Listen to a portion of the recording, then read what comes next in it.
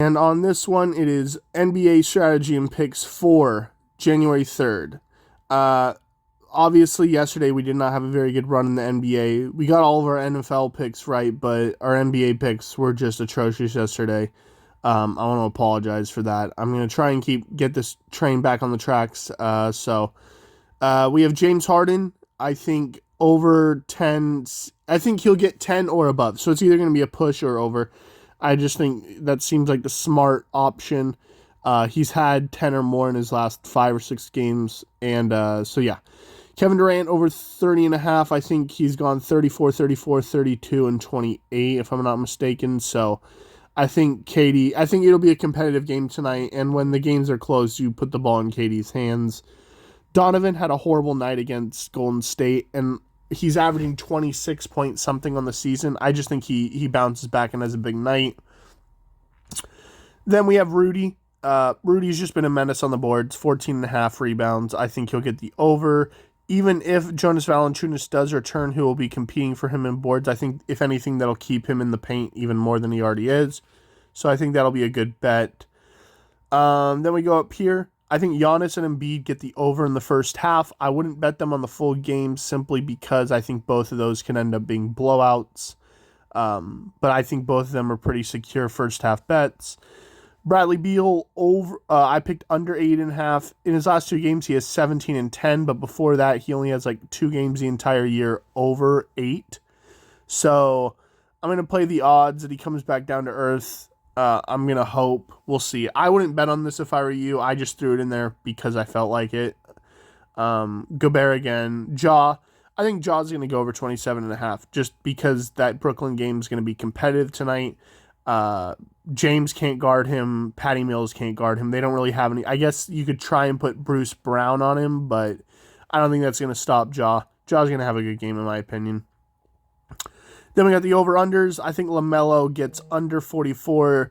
It took an incredible game of him going 21, 9, and 12 2 games ago just for him to barely break 44. I just don't think he's shooting very well right now, and his team's playing horrible. So I just put the under.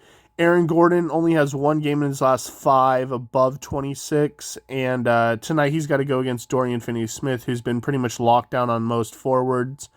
I would, like you can see above, I'd look for this game to be run by Will Barton, Campazzo, and Jokic.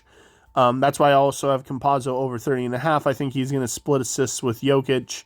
Campazzo, his success will reside. His big moneymaker is how many steals he gets a game. Because this dude gets a bunch of steals, and as you know, steals are worth 3 points apiece. I just think he's going to go off. Steven Adams, see, this is the risky one. Once again, I don't know if actually, these next 2 are kind of up in the air.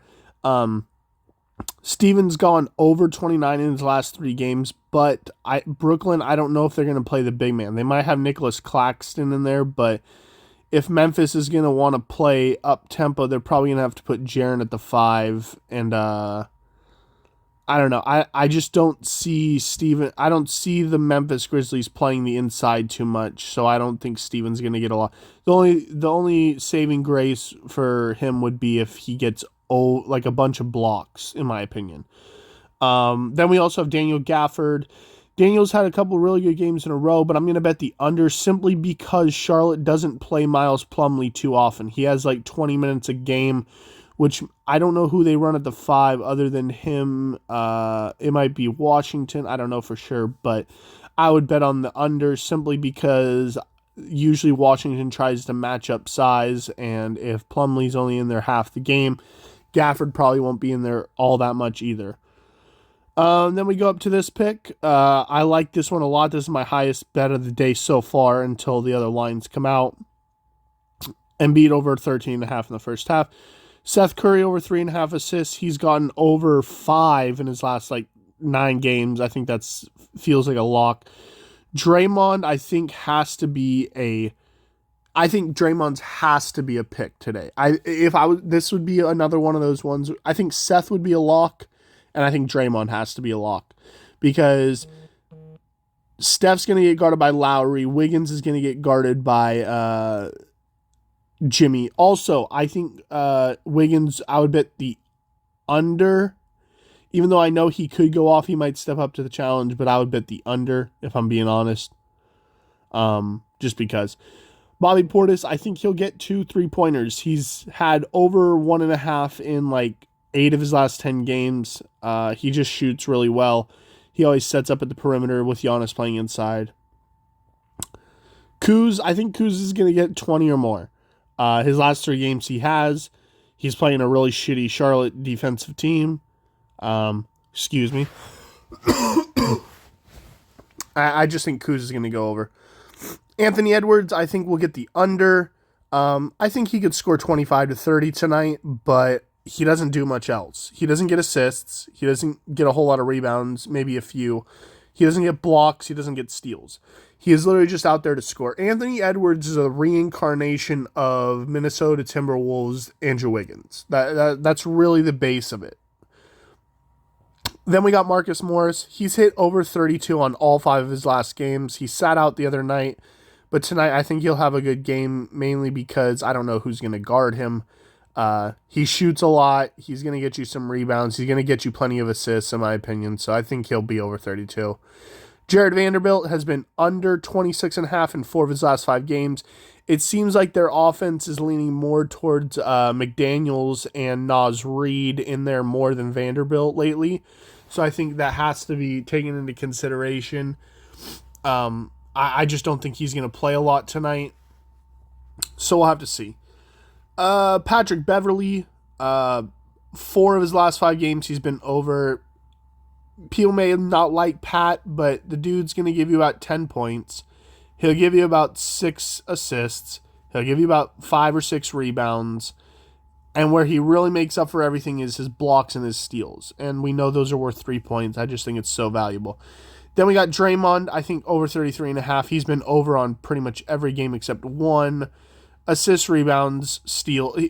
I feel like that has to be an... Draymond tonight feels like a lock, especially with how they're going to guard everybody else. Then we come up here. This is my final pick of the day, I think. Aaron Gordon, obviously under 26. Kristaps over 37. I just think Kristaps is going to have a good game. 4 of his last 5, he's hit over. Wendell Carter against Chicago. The only thing that would ever hurt Wendell Carter is foul trouble. But with Vucevic and how he plays a little more outside than right under the basket, I would say that he's probably going to play it safe. I would pick the over for him. I think Drew is going to give Cade a real hard time tonight. I think Drew's going to get some steals, maybe a couple blocks. He's going to give you 18 to 24 points. He'll give you about 6 to 8 assists, and he'll give you about 5 to 8 rebounds. I think he has to be an over. And Gordon Hayward, he hasn't been an integral part of their offense lately, especially with LaMelo back. Gordon's coming off the bench because you have Miles Bridges, Rozier, LaMelo, and I'm missing a very obvious name. Miles Bridges. Oh, Kelly Oubre. So I just don't think he's a great pick. So anyway, guys, let me know what you think. Hopefully we can cash in today. I might have some other bets, but if I post them, I'll just post them on a community post on YouTube. So anyway, guys, hope this helps, and I will see you all on the next one. Later.